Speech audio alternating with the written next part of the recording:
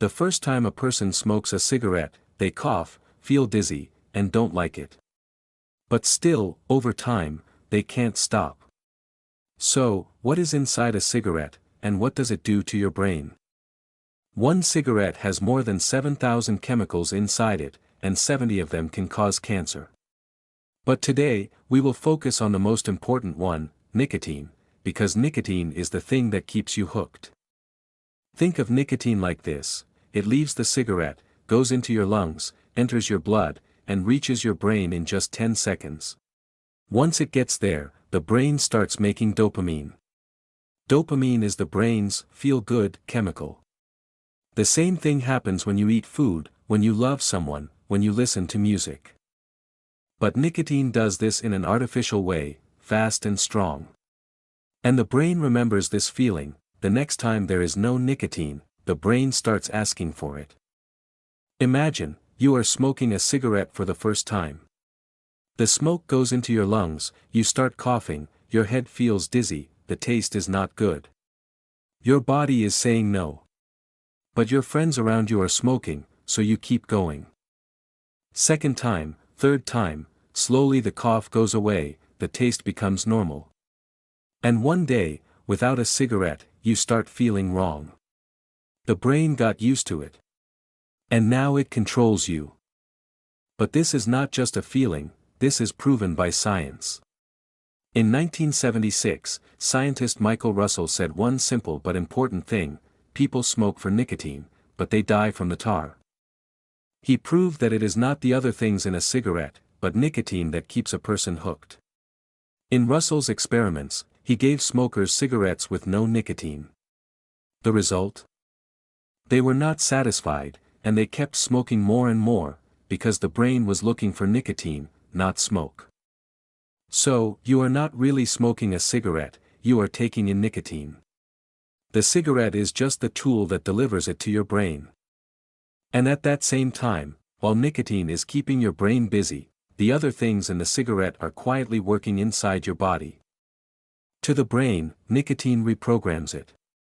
You start to feel nothing without dopamine.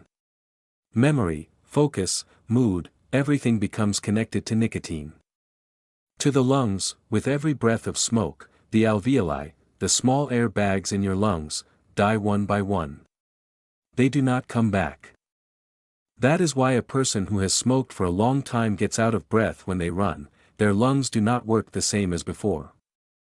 To the heart, nicotine makes the blood vessels smaller, and the heart has to push blood with more pressure.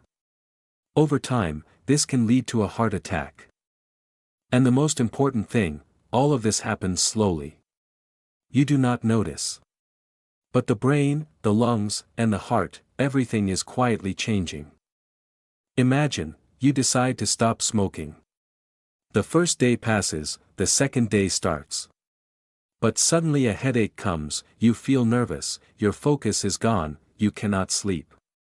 Your body is asking for nicotine. And most people, at exactly this moment, light another cigarette. Is this weak willpower? No, this is the brain's reaction. But why does this exactly happen? Scientist John Hughes proved this. In 1990, scientist John Hughes put smokers into two groups. One group stopped smoking, the other group continued. And he watched the group that stopped. The result? In just 24 hours, headaches, nervousness, loss of focus, and sleep problems started. Some of them even showed signs of depression. Hughes proved that this is not weak willpower, this is the brain's biological reaction to having no nicotine. So, is it possible to stop? Yes, it is.